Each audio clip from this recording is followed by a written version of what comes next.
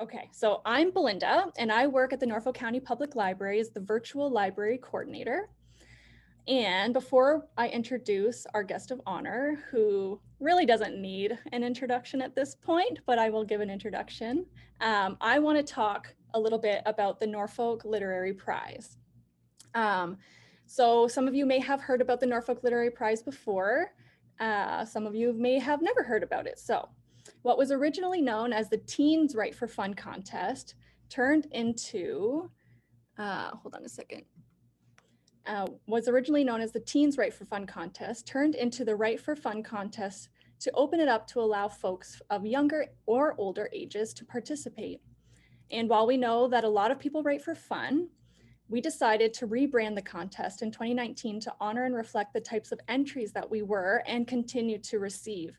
They were deeply personal, expressive, and speaking to larger conversations. So now it's called the Norfolk Literary Prize, but the contest is mostly the same as it always has been, with a couple small adaptations. So there are two categories.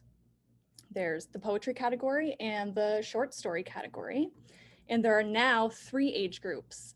There is 9 to 13, 14 to 17, and 18 plus.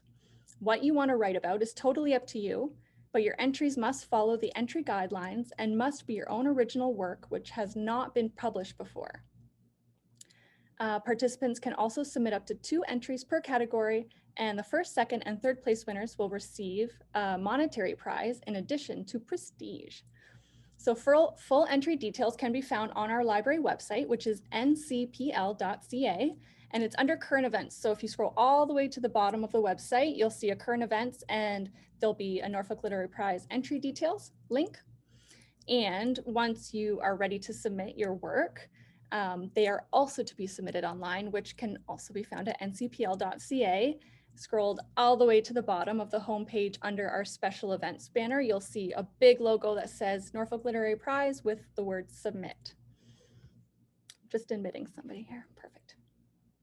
I see that we have some previous winners joining us today. So put your hand up if you've entered before and or have won before in the Norfolk Literary Prize. I see a couple hands in my little participants view. So that's really exciting. And I want to encourage you all to enter the contest again this year, as well as challenge your friends, your family, to submit their work. The deadline to enter is exactly 3 weeks from today. So June 30th is a Wednesday. And we're hoping we'll be able to host an award ceremony this year. We really weren't able to last year. And the winning entries will also be published in an in-house book. So that's really exciting. So that's pretty much all I have to say about the Norfolk Literary Prize. If anybody has questions about it, feel free to send them in the chat, or just wait until the Q&A and we can just have a general discussion with Kolton as well as about the contest. So we are super thrilled to have with us today singer, actor, dancer, songwriter, and athlete Kolton Stewart, who was raised in Norfolk County but is coming to us this afternoon from just outside of Dublin, Ireland. Who knew that Kolton was in Ireland right now? Yeah, I think everybody knows where you are right now. I first connected with Kolton last year when I reached out to him to create a friendly video about keeping our community safe. That was way back at the beginning of the pandemic. Last May, we also had the pleasure of using his song called Stuck in one of our community videos to send love and support to Norfolk County in the We Care Norfolk campaign, which was a huge hit. As further means of introduction, I would like to say that Kolton is 21 years old, and he began performing on the drums at the age of 2, which is bonkers. He won several talent contests and awards, including the internationally renowned Percussion Arts Society Larry London Scholarship, and competed around the world with youth and adult pipe and drum bands, all before his 10th birthday. At the age of 8, after being sidelined with a broken leg as a young quarterback, he decided to pursue theater, auditioning for the Stratford Film Festival theater production of The Music Man. In 2010, after landing the part and several others at Stratford, he became the first Canadian child in the history of The Lion King to join the Broadway musical as young Simba. I totally remember those days. Shortly after his North American tour with Disney after it concluded, he began auditioning for television and movies and was soon cast in both mediums. Kolton was best known, or is best known, for his starring roles as Jarvis on the YTV's Some Assemblies Required for 3 seasons and his appearance on The Ellen DeGeneres Show back in 2012, which helped launch his music career.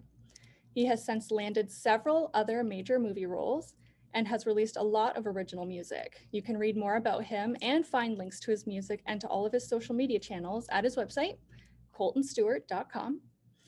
And last fall, he was cast in the Disney Plus movie Sneakerella, and since this past April of this year, he has been filming the Disney sequel to the 2007 hit movie Enchanted, which is called Disenchanted, in Ireland. So everyone, please join me in welcoming Kolton Stewart, all the way from Ireland.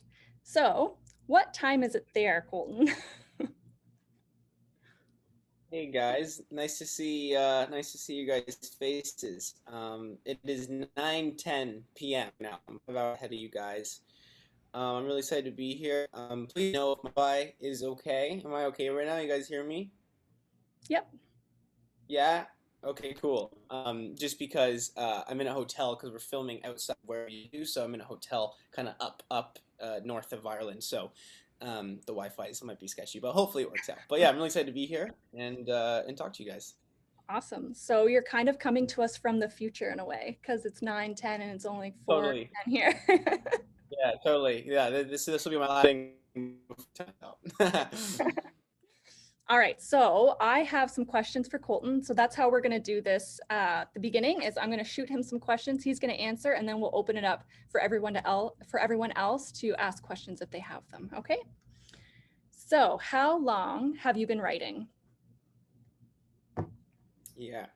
Um, I've been writing my entire life. I started taking writing specifically with music, seriously, probably around the age of 13. And then I started also writing some scripts and for movies and television, age of 18. That is one thing I wanted to quickly mention here is I've never written a novel, so I probably won't be giving you guys any tips on how to write a good novel. But what I have done most of my life is write lots of music, and I've been a part of many productions of television, film, and theater, which obviously all of those things require a script and require a story. So I'm no expert on how to write a novel, but I definitely think I've had some experience and hopefully know what makes a good story. So, yeah, And songs are very similar to poems, right? Like in the kind of absolutely. structure and Yeah. scheme and everything. So when did you first realize that you kind of wanted to incorporate writing into your career or like, you know, aspirations? Yeah, I've always been interested in storytelling my whole life. I just realized there's so much power in sharing a story, whether it be fictional or real. I just think it's very important for us all to tell our stories, and it's a very therapeutic thing to do as well. I find whenever I'm sad or happy, I think just getting things down on paper is really, really good for your feelings and it's very therapeutic. And obviously, that's where, in particular with music, where kind of the best music comes from, where it's a personal, whether it be happy, sad, mad, all those other emotions. So then where do you get your inspiration for your writing? Yeah, I mean, I look and find inspiration every day. You get inspiration, without looking for something, you can get inspiration every day, every moment you're in. Every situation that you are in has a story, believe it or not, and you can, be by yourself. I mean, a perfect example when I'm talking about music is the perfect example is the Lazy Song by Bruno Mars. He literally wrote a song about doing nothing. And it's like a hit song. So I think that is such a perfect example of how you can find inspiration in any situation you are in. You have to just be open to it, and as a writer, that's something that I've learned and continue to do, is to just take in everything, because every single situation you are in has a story, and it might resonate with you to write something. So you find inspiration wherever you are. It can be in your bedroom, it can be out in Ireland, it can be on a walk, it can be on a drive, it can really be anywhere. You got to kind of be open to it. Definitely. I love the Lazy Song, by the way. Great. So can you tell us about your process of writing? So do you start with ideas or like life lessons or a concept or what you want to express, or does it kind of work organically? Kind of what's your process? Yeah. My process, it varies. I'm really big on note taking and voice memos. So for a story, when I'm talking about back to the inspiration, sometimes this inspiration just hits you out of nowhere, and you can be anywhere at any time, and this inspiration hits you. I love to just write it down right away, whatever I'm thinking. If it's a line, if it's a melody, if it's a story, it's a thing, write it down. Or in my case, I do a lot of voice memos and just get that done and recorded. Don't worry about it, then do your thing, and then when you're ready to come back to writing, you have that ready to go so that you can tap into that really good inspiration that you might have had. Another really, really good tip and hopefully advice that I can give you guys is if you want to be a writer and be a storyteller, the most important thing is to, in contradictory to what I just said, to not just wait for inspiration. I used to do that, and I don't really think that's the most productive way to go about writing. Um, I heard a great quote about, with every great song, it's like 100 bad ones. In the sense, you need to write every day to hone that skill, whether you are in the mood or not, and whether you think it's good or not. You need to just write it all down because if it's not good, you're getting that out of your system to then open up something that is good. So that is the biggest advice: is if you want to write, or you need to write every single day. I write literally every day, especially when I'm not filming and I'm back home and have more time to do music. That is my day. Is every day I'm in the studio writing, and sometimes I come up with the most awful songs, but hopefully within those awful songs, I come up with something that might be good. So you have to be disciplined in that way, and not just wait for inspiration. If you're feeling it one day, that's great, but be disciplined with yourself in that regard. Yeah, that's really good advice because I do a lot of writing too, and it's interesting too because when you're writing, like creativity breeds creativity. So the more you're doing it, the more that's coming to you, you That's right. know? So yeah. Yeah, and So it's a then, skill. It's a skill. You're not just going to be good right away. It's this is a long. You're constantly evolving. You need to just practice and put in that 10,000 hour rule. right. Okay, so we'll use a song as an example, but we can talk about other things you've written. How long does it usually take you to write something? To be completely finished, like that you Yeah. feel it's at the point of completion? Again, that comes down to the inspiration. I've written songs in fast as 30 minutes, and I've written songs as fast as 2 years. There's some songs that I've had on my computer actually stuck. The one song that we did with the library and that I kind of wrote with COVID, that is a perfect example. I actually wrote that music and that beat probably a year and a half before that came out. I just had that piano and that beat on my computer with no story, but I always liked the music, and I just hadn't found the right melody and meaning and story. And then when COVID happened and I felt some inspiration, I put it to that. So it can take a long time. It can take 30 minutes, and that's kind of the beauty of it, is there is no formula. There is no right way to do it. Um, you got to find out what works for you. Um, but yeah, I have written a song in 30 minutes and I have written a song in 2 years. So Yeah, I can relate to that too. Um, yeah. so when you're actually sitting down to write, so you've got your voice memos or whatever, do you have like a spot or a specific kind of writing environment that helps you kind of polish up or focus more? Yeah, Yeah, I think it really depends on the person. I'm a very regimented person. I like my space, so I think it's really important to create that happy space whenever environment you're in your home. Create that room or that happiness that when you're in there, it floods creativity. I think that is really, really important. Of course, once in a while it's nice to go on a walk and go in a forest, something down, and that's awesome too. But if you're doing the whole every single day writing, like I'm saying, I think finding that safe haven spot in your home or wherever you like to write is extremely, extremely important. And it can be in your bedroom, just get the mood lighting going and, create a really nice spot. For me, my bedroom, I have like a home studio in my bedroom. And literally all I have in my bedroom is a bed and then music. And it's kind of nice because I wake up every day and like I know what I'm doing with my day. That's kind of the purpose. So that's kind of my trick. But yeah, creating a beautiful space for yourself to flood that creativity, I think would be very beneficial. Yeah, for sure. I know that too. I know for myself anyway. Um, the environment helps me kind of get in that zone, right? So just like people who work out, they go to a gym, right? Because it's just easier to kind of keep yourself focused. You could also come to the Yeah, library. It's a really inspirational place with literature and stuff. Always got to plug that library. totally. No, totally. Love the library. Absolutely. um, so then thinking back, when did you write your first song or poem or something that you felt was like your first official kind of piece of writing? Like how old were you? Yeah, from my recollection, I mean, I'm sure I've wrote poems and stuff and so when I was probably younger, but I remember my first song that I wrote. I think I was like 7 years old, and it was not very good, but it was I was like 7 years old. Called "Thin Line." I still remember like most of the song actually. The lyrics make no sense. It I was switches just going around to way ask too you if much, you but remembered. the lyric makes absolutely no sense, but I remember where I wrote it. I remember what the song is. I should honestly just make a whole music production around it and just hear how bad it actually is. But yeah, the first song I wrote was when I was 7. I got one That would thumbs be up. Yeah, I should. It'll be your extra Love it. side project. Yeah, I'll do the side project of my awful first song.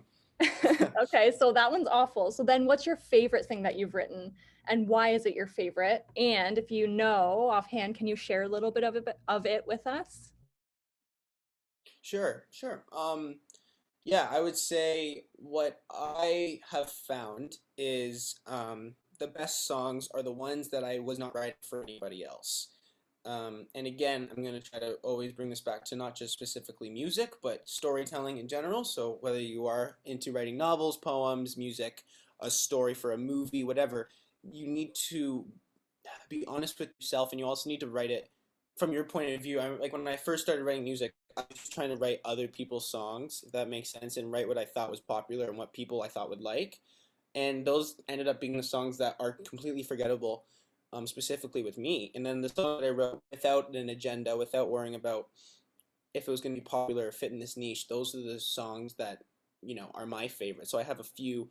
Um, probably the best song that I ever wrote in my mind is called "Missing You," and that's because that is like the most vulnerable song that I've written so far.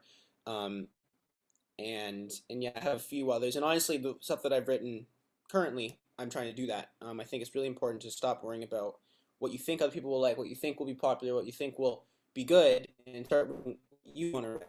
That's what people hear.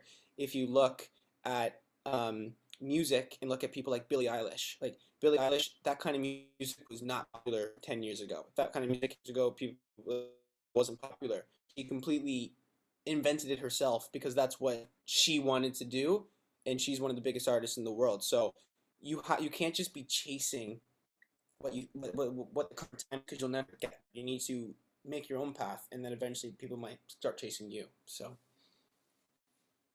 Yeah, that's really great advice. Also love Billie Eilish. So as we said in our right, introduction, love Billy. you've done a lot of acting, so you've collaborated and worked with other writers, like script writers and stuff like that. So can you talk about what it's like working with other writers on a professional level? Yeah. Um, love working with different people. That's my favorite thing to do, is be collaborative. And actually that's something I would also recommend to all of you. And whether, again, I don't know what you were trying to write, but as a storyteller in any medium, I think it's extremely hard to co-write. Doesn't mean you need to write a whole novel together or a whole song together or poem or whatever, but in a place with other people and writing as a team is extremely helpful, because more times than not, they're gonna have something that they're better than you are, and you're gonna have something that you're better at than them. It's really, really great. And then when you go and write again by yourself, you can use their tools, or you can see what they did that didn't work, see what did work. I just think it's really important to get with a couple people and collaborate. So that is one big advice I would say. And another kind of rule that I like to say to myself is, you want to be in a room where you're not the smartest person. If you're in a room where you're the smartest person, you're not in the right room. You know what I mean? Like, I want to surround myself with people that are better than me and smarter than me, that I can learn from them. So just kind of think about that when you are, wanting to write and make a piece of art. Surround yourself with people that are better than you and that kind of inspire you. Um, yeah. Yeah, for sure, because then you're always reaching for the next level, right? That's right. Yeah. So when I'm on like a movie set, you know what I mean? Like these people are so good at storytelling. So I'm just trying to take it all in. I'm just trying to learn from every single person. Important because that's how I learn the most is just listening to how people do it and also just watching how people do it. And when I get the chance to kind of take a writer aside and figure out like, hey, like why did you do this? And they can explain it to me, it's really, really helpful. Um, so the next question, kind of shifting gears on a personal, so we talk professionally on a personal level. What does your family think of your writing, and how has your family kind of supported your writing over the years? Yeah, my family is super supportive um, of my writing. I guess a great example would be just the fact that it is it's a job, if that makes sense. So even if you guys aren't trying to be professional writers, it is a thing that takes time to do. So it's really important that you have a family or support that allows you that time and space. And I mean, I use myself as the example because a lot of the times, as a 16-year-old, people be like, "What are you doing? Like you do online school and you write music all day and you act in front of a camera? Like that's your life? Like what?"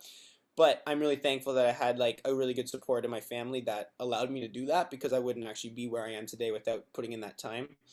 So definitely getting that support from your family so they allow you time to write. And if you need a whole night or whole morning or whatever you need to write, I think that's really important. So family and friends who support you is extremely important. If you don't have that, try to find the people that do that.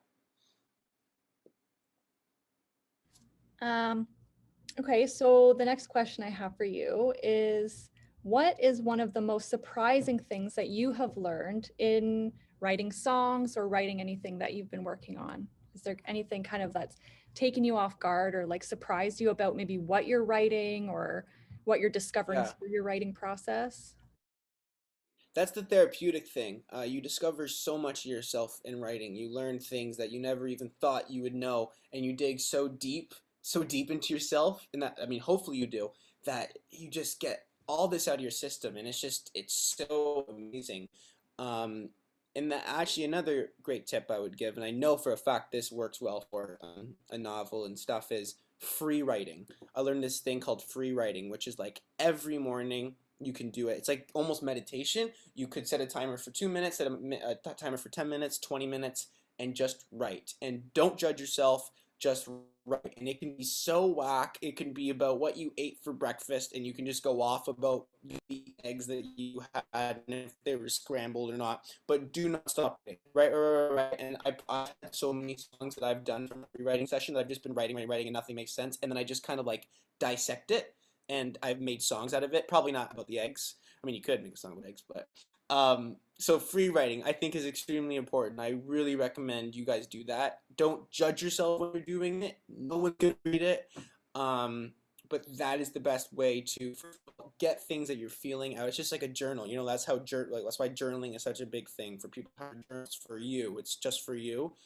Um, but you can take stuff out of there and potentially make some good stories and art out of it.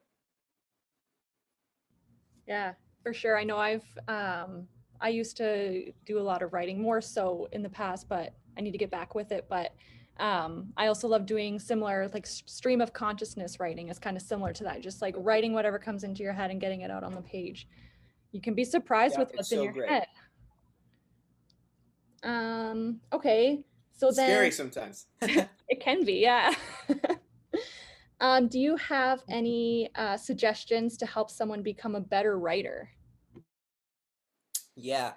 Um, I would say know who your target audience is, and that's contradictory because I said, oh, don't write for yourself. But at the end of the day, you are obviously the goal is for people to read your stuff, hear your stuff. So just know who you're writing for, and I don't mean demographic at all. I don't mean age. I don't particularly think that matters at all. I just think know the kind of people that you want to write for. If you look at novels, people like Robert Munch, they know exactly who they're writing for, and Robert Munch has his on lock, and he writes so many great different stories.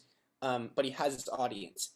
J.K. Rowling with Harry Potter, such a clear audience, and it's a tone. It's a tone of a story. It's a tone of a music song, book, whatever. You need the right tone and stick with through the entire thing. If you start to go off, it will kind of be whack.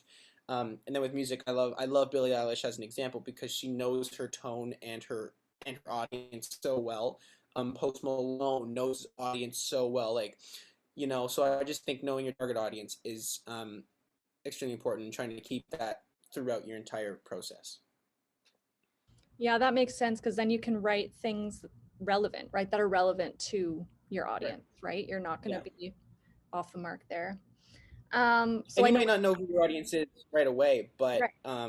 once you think you have figured out who your audience is, um, you know, then you can really start to mold that. And that's all part of the game and learning and writing stuff and scrapping it. You gotta continue to find it until you find your voice, and that is like the most hardest thing to do is find your voice. I still don't think I've found my voice fully yet. It's the hardest thing to do, but once you do it, that's when it clicks. That's right. Yep. Okay. So I know we have a few fans of yours with us today. So do you hear from your fans often, and like, do they ever kind of give you feedback on like songs that you've written, like, oh, this touched me or whatever? Like, what do you hear from your fans about stuff that you've done? Yeah, absolutely. I love when I hear from my fans. And that's exactly right. When I write a song and post a song, it's very clear which ones were good and which ones weren't. And once again, it's just hilarious that the songs that I thought everyone was gonna love, it was like fine. And then the songs that like I just did for myself, like those are the ones that resonate with the people the most. And that's so amazing. And then also gives me encouragement and a direction and again and a voice because now I know, okay, great, this works. People actually like this. So it's the most love when I get fans who tell me, how they feel and what they like. Sometimes it's a bit too much on the hate. They're like, okay, I get it. But yeah, no, it's really important for me and for any artist to get feedback and positive feedback and critical feedback. Is great. All right. So kind of circling back, like when we talked about knowing your audience. So then this might be a hard question to ask, but like, so do you write for a specific audience, or do you know what your audience is yet? I know you're still trying to find your voice and I stuff. think, yeah, I don't know if I write for a specific audience. I think I write for certain kind of people, maybe. I think I hope I write for people who are wanting to get carried away by a story.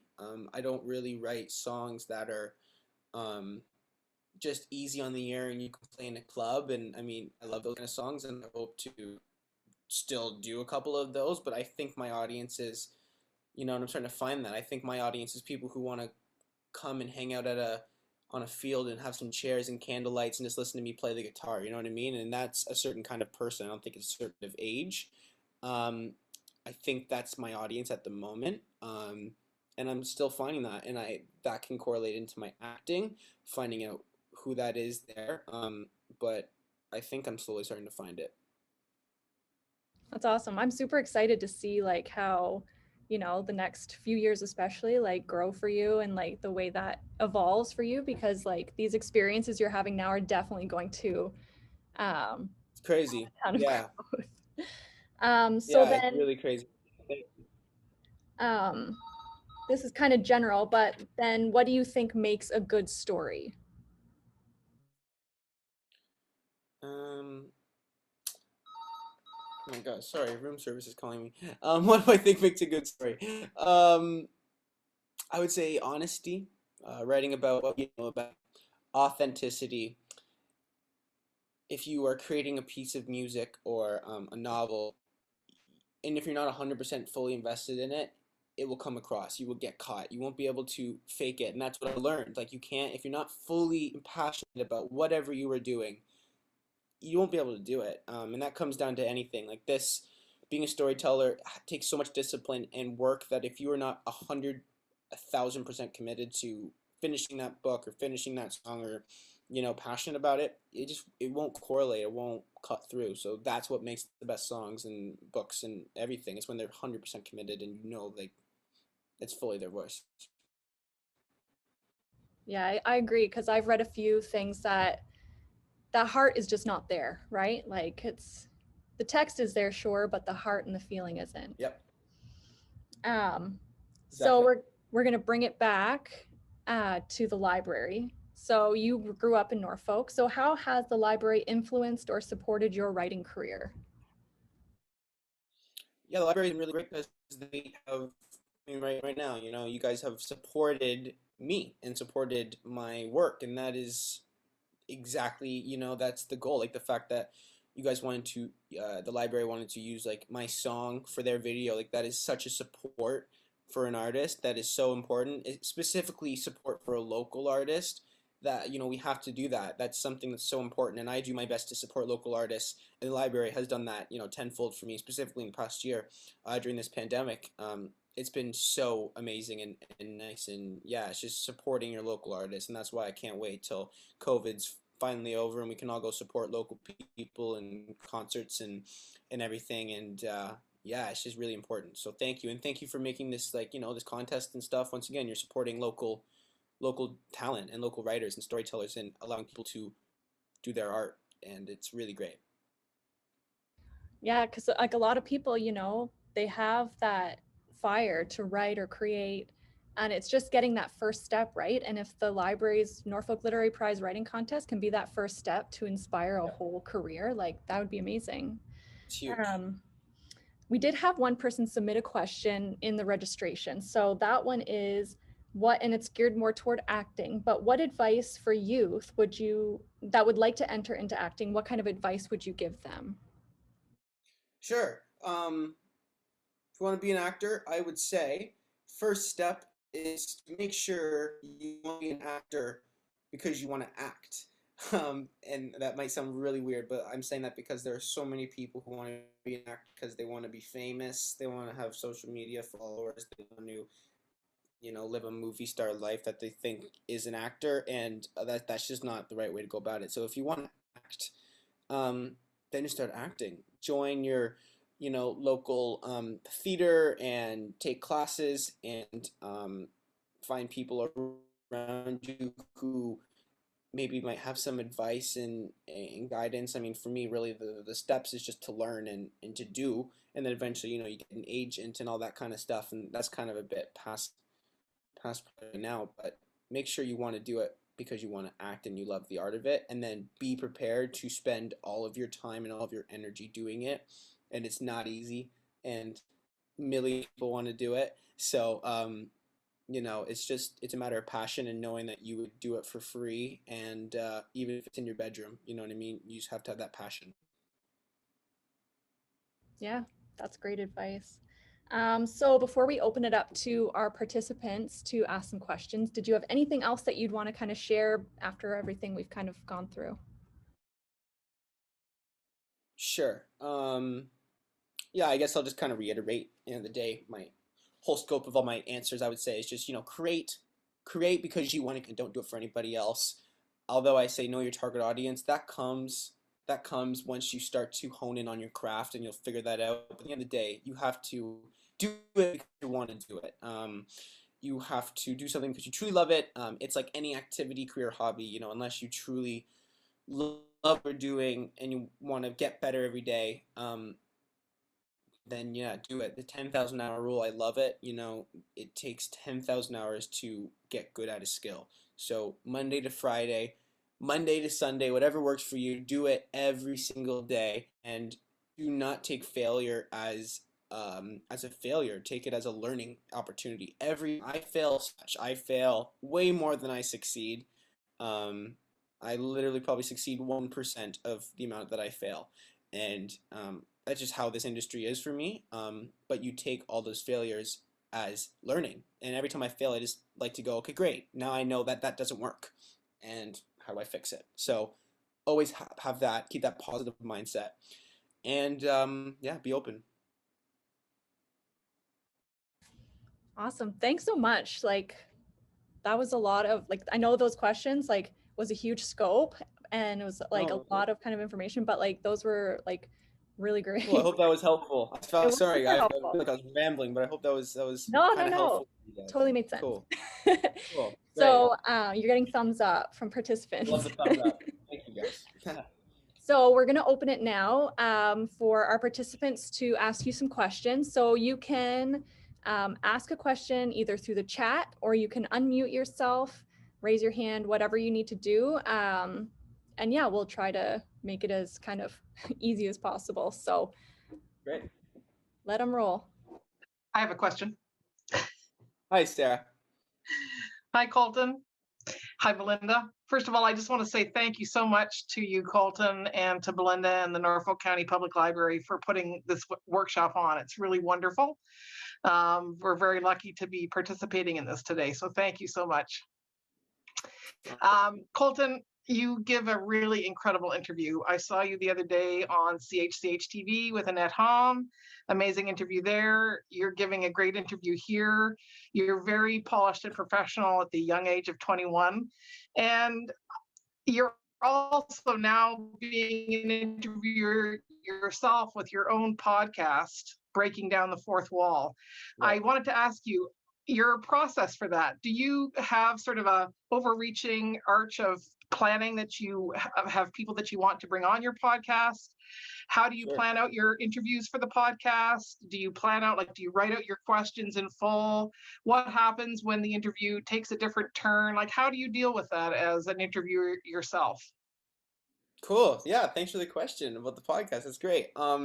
Yeah, so I think honestly that's why I hope even today with this has made sense for you guys, and I'm trying to do my best to give it all, because now that I've done this podcast, I kind of know what people want to hear. Hopefully is like you don't want just a straightforward yes and no answer. It's really important to people elaborate on their answers, because it's important for me with my podcast. What I'm trying to do is I'm just trying to learn from people that are, once again, better than me, learn from people who I look up to, and learn from people who I think have some valuable insights on not only the entertainment industry, but on life and, you know, how to live a successful life, whatever that means.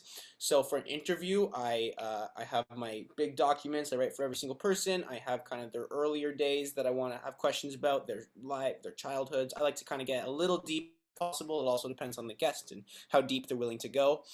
I like to talk about their career, I talk about the process, kind of similar to what this was for you guys. I like to know what other people's processes are, because everyone does have a different one. And that's kind of what I like to do. And then, yeah, in terms of a podcast or an interview, when things start to go differently, or if a person answers a question the way you didn't think they were going to, or they go a certain way, it's really important to just stay flexible and on your feet. I have my whole document, so if I need to skip a bunch of questions and go to this one, I do that. It's a very rigorous and fun process, because every podcast is different. And it's been really helpful for me and a really good tool, because obviously in my industry, there's a lot of interviews and conversations that are involved. So I think, if anything, I've learned how to be better at that myself through the podcast. Thank you. That was great. Sweet.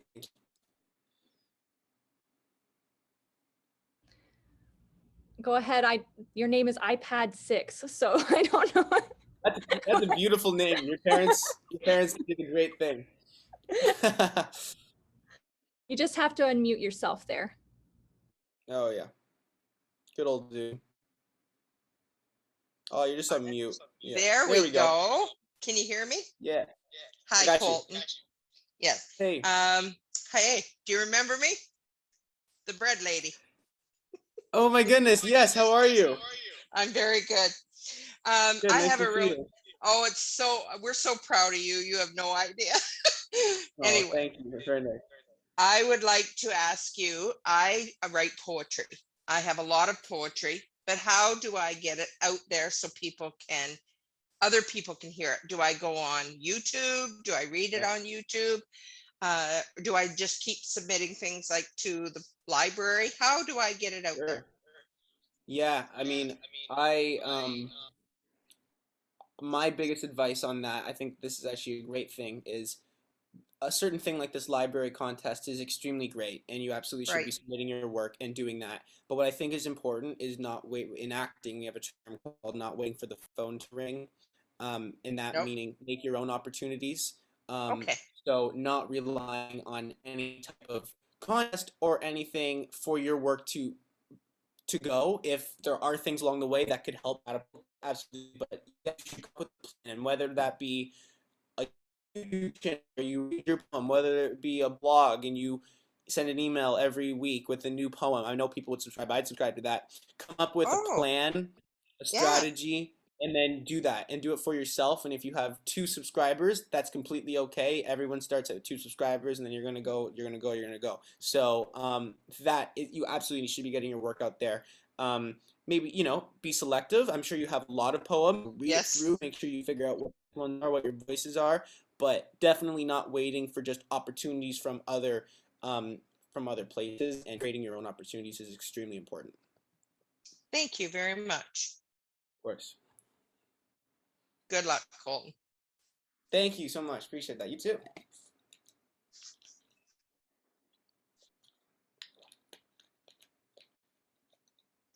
Hello. I have a question. So like everyone focuses on like sports and stuff, and theater and writing's kind of like neglected. So how do I stay like motivated and encouraged to do theater? Yeah, I totally understand. I grew up in Norfolk, and there definitely is not, at least where I went to school, there's not a flourishing theater community there. Um, but the great thing is there is actually theater in Norfolk. There's the Simcoe Little Theater, there's the Lighthouse Theater. There are opportunities, and it might just not be within your class. So finding, and that's where I mean, like finding your group of people that are like-minded, and you will find those group of people by joining, whether it be community theater. I'm not really up to snuff with all of the local options, but there definitely are options. And also create your own path. Like, who cares if everyone's just into sports? You know what I mean? If you're not into it, you're not into it. And there's also a great, great big world. It's not just Norfolk. And I think what's really important as you grow up is, I love Norfolk. It's like my favorite place in the world. But you going to other places in this world as well. So do your thing, even if you're in your room writing, because eventually, whenever you go to other places, you will then be in this completely new atmosphere with a bunch of new people that like. I think it's really important. And also, on that point, my one big goal is to come back to Norfolk eventually and run my own theater company and run my own little local thing. So hopefully that can happen in the near future. Maybe that can be of assistance. Mm-hmm. I think you just made a lot of people very excited with that statement. Well, that's very much in development, but it's been fun because I absolutely understand. I was really lucky that I kind of was out of Norfolk and working in theater at a younger age, and that's how I got involved in with certain people. But I completely get it. It's really tough when there's not complete, awesome opportunities. So that's a huge goal of mine. I think it'd be really great, and that's why it's really important, like this library contest, and there's a lot of other great things going on in Norfolk that obviously post COVID will be a bit better to do. But it's really important to create opportunities in Norfolk that are arts related, because I think there's a lot of people out there that could benefit from it, including you. Awesome. We have a question from Heather in the chat. So it says, Colton, you have shared an amazing story of your success as a young actor. Have you thought about writing a children's book to inspire other children? Yeah, I've never thought about a children's book. Never thought about a book really. Although I do love books, I think that would be cool. I really do like biographies. I think that's kind of why I created my podcast. And even though I'm not interviewing myself, I feel like it's very much my voice. And I do put in episodes that are more just geared towards myself. But that is a great idea. Anything that I can do to give back and kind of give my experiences and feed it on to other people would be really great. Whether that be a book, whether that be creating more opportunity in Norfolk for more people, and doing events like this. I'm really always excited to give back and talk about what I maybe would have loved to hear when I was younger. The library would definitely put that book in our circulation. There we go. I'll work on it. I'll start my morning pages.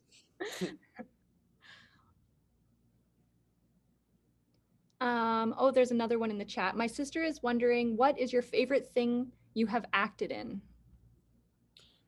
What is my favorite thing I've acted in? That's a really tough question. The cliche answer is I enjoy every single thing that I've done, because everything has been a different experience, and that's the best thing about my job, is that it's never the same. It's never the same, and that's like my favorite thing to in the world. But if I had to kind of categorize it into certain things, I would say definitely like doing The Lion King was one of the best things for me in the world, because I love musical theater and I love, playing Simba, and just being a part of that production was still to this day probably my best thing I've ever done. What I'm doing right now is pretty awesome. But I try to find the good, and I do honestly enjoy everything that I've done. I'm not just saying that. It's really true. I believe it. You've done some pretty, like, yeah, great stuff. Um, so Melissa has asked, Colton, do you ever feel nervous before performing on stage or shooting a scene? Any advice on how to get centered before performing or even making a presentation at school? Yeah, it's funny, Melissa, you asked that because I'm actually going through that right now. I filmed probably the biggest scene in this entire movie tomorrow, um, that I'm filming right now, and I'm extremely nervous because this is my biggest thing in the entire movie, and it's going to be what isn't like remembered by my character. So I'm going through it at the moment. Um, what I would say is find your zen.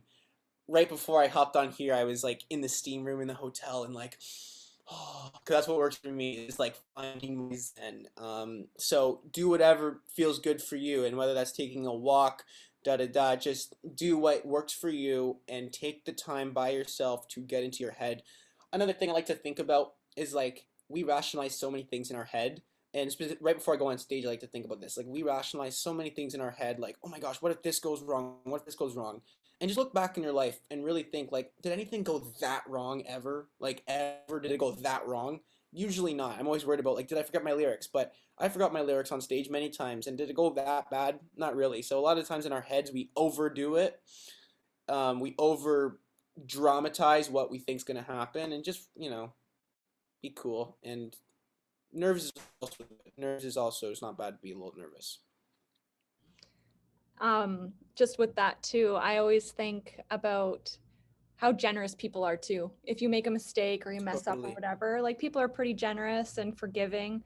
And at the end of the day, if I'm sitting there watching somebody do something and they mess up, it's not really going to bother me too much. I know it's going to bother them way more, right? So people are Exactly. pretty We gracious. overdo it in our heads all the time. Yeah. Yeah.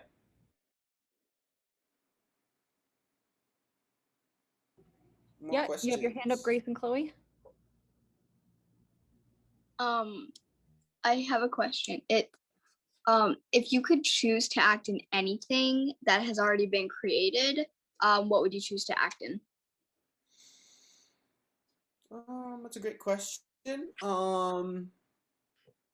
Honestly, I've always been a big Disney fan, so again, a cliche answer is to say what I'm doing right now. But I loved High School Musical growing up. That was like my favorite thing in the world, and I used to always like be in my living room dancing the High School Musical. So definitely being in High School Musical would be something that I would have loved to do. Um, yeah, it's just the memorable stuff. I'd love to be a superhero. That would be awesome. If I can ever be a superhero one day, that would be great. But yeah, I've always loved musicals and Disney stuff, and that's why what I'm doing right now with Disenchanted is like truly a dream come true. Because like this is the exact kind of project that I want to be a part of. I Who else? think Jeannie has a Stella. question. I think Stella has. Stella has a question. Jeannie and Yeah. Stella. Stella first, and we'll do Jeannie. After some assembly required, who do you keep in contact with the most? Yeah, I mean, we were all together for like 4 years, so we all were really close. I keep in touch with honestly all of them. My closest friends out of that show would definitely be like Sydney, who played Geneva, and Harrison, who played Bowie. The three of us are really good friends just because we lived in Los Angeles together for a long time after some assembly, so we just had like kind of a good little pod, and I just FaceTimed them last night. We have like weekly FaceTimes with each other. And that's always awesome. It doesn't always happen on productions. Like, you're not going to be best friends with every single person you work with. But when you do find the people around you who do what you do and you become friends, it's like a really, really great, great thing.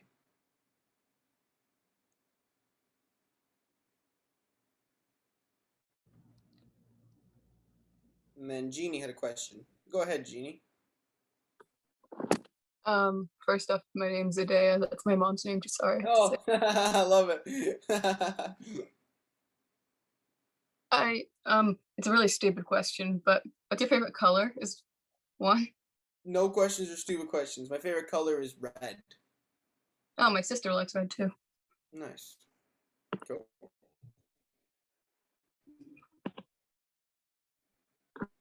That was all. Nice, good. Yeah, red, I would say.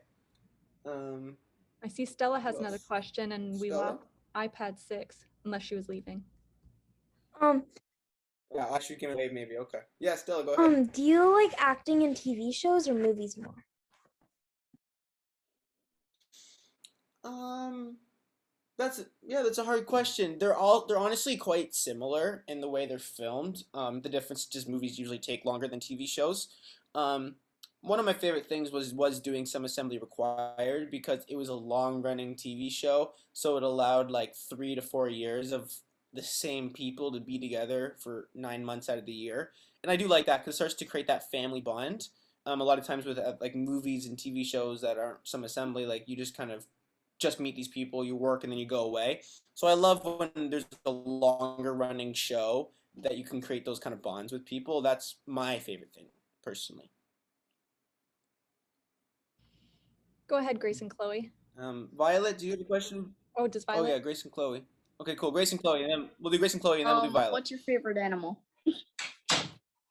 Um, I'm a big cat guy, to be honest. I love cats. I love cats and dogs. Have many cats and dogs. Yeah, probably cats and dogs. Violet? Um, so I wasn't really here for that long, so I don't know if anybody else asked this before, but like just because of COVID right now, I haven't been able to like do any acting stuff lately, and so I don't know, just like any advice. Yeah. So the one thing someone else asked, I think Grace asked just about her friends and stuff, and there's just not a lot of theater opportunities and acting around her. And what I can elaborate on, especially with COVID, there's not a lot of opportunities, is YouTube. Actually, I say YouTube, like taking class, learning. There's so many things on YouTube that you can find that is so beneficial. There's so many classes and lessons.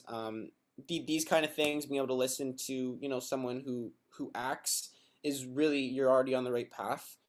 Go on YouTube, find things that you like. There are a lot of great lessons and teachers on acting and on YouTube and stuff that I still watch today. And also watch things and find out what you like and how they do it and what you do. Sing in your room, pretend you're on a Broadway stage, like do the thing. That's all we can do right now during COVID, so that when COVID is over, which is going to be over hopefully very soon, you're gonna be ready to go. Yeah.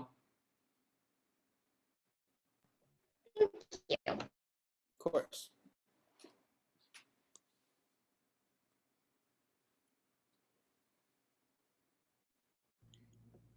Oh, Jeannie. sorry, you're muted. Yeah, I just realized that. I know it's not your real name. I don't remember. Yep, go ahead. Do you like horror movies? And would you ever want to act in one of those? Yeah, that would be really cool. That is one thing I've never done, and that'd be absolutely really cool. Like I love movies like Get Out and stuff like that. That would be, Yes. yeah, I would love to do that. Love, love, love to do that. And that's the great thing about this job is like it can change, and I absolutely hope I can do something like that. That'd be really cool. Mm-hmm. I'd love to Yeah. see that. It'd be very challenging. It would definitely stretch me out of what I have done in the past, and that'd be really cool. Mm-hmm. Great question. There's a couple questions in the chat. So where do you see yourself in 20 years? Oh, where do I see myself in 20 years? I see myself in a mansion on the water. No, I'm joking. Where do I see myself in 20 years? Hopefully, right here. Hopefully, still doing this, and that's the main goal. Is being able to do this as a career is the best. And I just want to continue to be a working actor and musician, storyteller. That's where I see myself in 20 years. Maybe I'll have some kids or something, and that would be great, and have a good family and everything. But I see myself continuing to do what I am doing right now, and that's going to be the goal. Is just keep doing this. Awesome. Then I'm just going to read the last two questions in the chat, and then we'll kind of wrap up. So would you ever be open to returning to some assembly required if they did a reboot or a reunion? And just to tag onto that, did you like your hair in some assembly required? Oh, nice little deal from Melissa and Stella. I like it. Yeah, I would love to do a reboot. That'd be sweet. There's a lot of fans out there that always petition that. There's like a big petition going on for us to do a I vote reboot. for I would love that. I know like iCarly's doing a reboot right now. I'm so excited for the iCarly reboot. I don't know if anyone else is. That's gonna be sweet. Yeah, of course. I would love to do that. I don't know if that'll ever happen. I would be definitely down. And did I like my hair? Yeah, I did. Actually, an hour to do every single day my hair like that because it was very tightly curled. For people who remember, I kind of have like a longer hair, but it was all very spirally and tightly curled. And someone like individually curled every single piece of my hair for that show. I'm not sure why they did that. Like I don't think kids really cared if my hair was twirled like that, but yeah, no, it was cool. One last one. What was your favorite episode that you filmed of Some Assembly Required? Do you have one? I don't really have one. I would say any one that I got to kind of stretch my acting chops and be something a bit extravagant. There was one episode called Moose Trap where I had to be like an old woman. That was really, really fun. Yeah, that was like really crazy. I enjoyed that. There was another one where I had to be like a lobster. You know, it's always fun when I have to just be things that I'm not and kind of stretch my acting chops. I loved that. There's one called Rainbow Bunny where I was like a legit bunny. Did some crazy stuff on that show. So any episodes that made me do some crazy stuff was fun.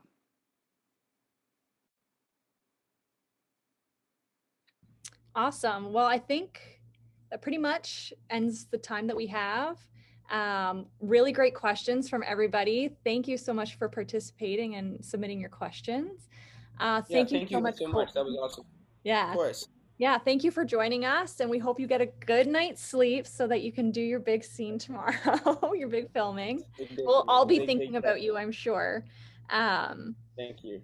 Much appreciated. Yeah. Oh, Violet just added, also, I used to watch Some Assembly Required all the time, over and over when I was younger. I always loved the wacky episodes. So that's awesome. Thanks, I think Violet. it does, That's really yeah. nice to hear. That's So, really, really nice to hear. And I will say in closing, thank you guys. This was awesome. All of your questions were really, really great, and all of your attitudes and stuff was really awesome to see your guys' faces and some smiles and some thumbs up. And I hope this was beneficial to you. I hope this just gave you like some confidence moving forward. Create a path, do your thing. Don't worry about what your other people in your class or other people in your friend group do. You've got to create your own path and do what makes you happy. So I hope it gave you some motivation. awesome. All right. Well, everybody have a good rest of the day. Kolton, have a great night. And thanks Thank you, everyone. everybody. Take care. Have a good night. Thank you. Bye, guys.